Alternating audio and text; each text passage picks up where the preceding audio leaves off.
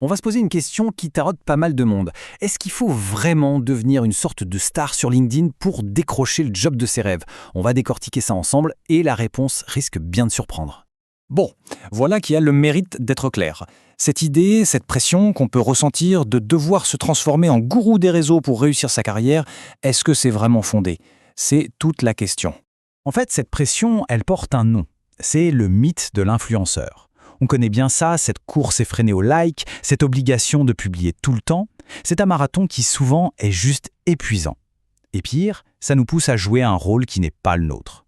Alors, en gros, on a deux chemins possibles. D'un côté, il y a la stratégie de l'influenceur qui est, soyons honnêtes, super stressante et demande un temps fou.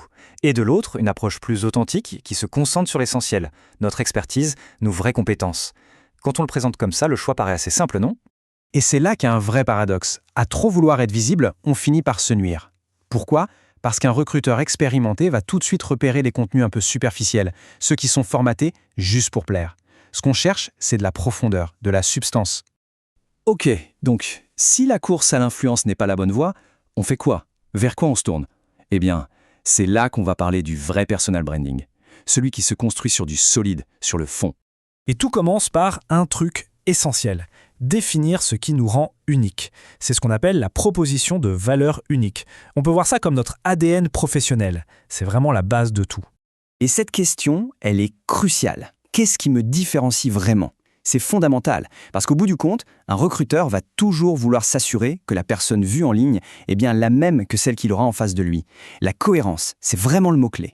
Donc l'objectif, ce n'est pas du tout de se transformer en créateur de contenu à plein temps. L'idée, c'est d'être beaucoup plus malin, d'agir de manière chirurgicale. On vise des actions qui ont un vrai impact sans y passer toutes ses soirées.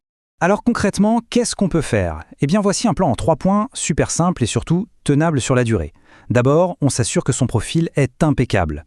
Ensuite, au lieu de publier pour publier, on participe intelligemment aux conversations qui existent déjà. Et enfin, on se concentre sur la qualité de son réseau, pas la quantité. La question logique après ça, c'est « Ok, mais si je ne cours plus après les likes, comment je sais si ma stratégie fonctionne ?» Et la réponse est assez simple en fait. Il faut arrêter de se focaliser sur ce qu'on pourrait appeler les indicateurs de vanité. Il faut bien comprendre qu'il y a un monde entre les chiffres qui sont là pour flatter l'ego, le nombre de likes, de partages, et les indicateurs qui, eux, construisent réellement une carrière. C'est vraiment là que se trouve la différence fondamentale à saisir.